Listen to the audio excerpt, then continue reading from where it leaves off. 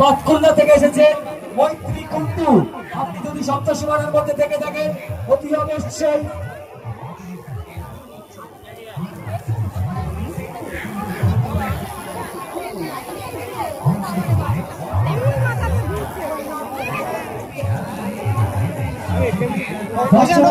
আমাদের বিশেষ অনুরোধ, পক্ষ থেকে দর্শনার্থীদের কাছে আমাদের বিশেষ অনুরোধ, দয়া করে আপনারা উপযুক্ত লাইনে দাঁড়ান। পুলিশ সহায়তা কেন্দ্র যেখানে আছে ওইখানে আমাদের লাইনটা শুরু হয়েছে।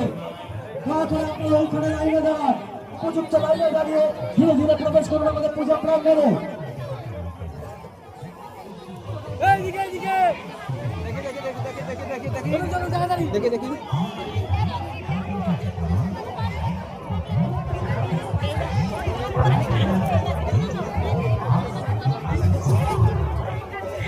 রানাঘাট থেকে এসেছেন সন্তু রায়, রানাঘাট থেকে এসেছেন সন্তু রায়।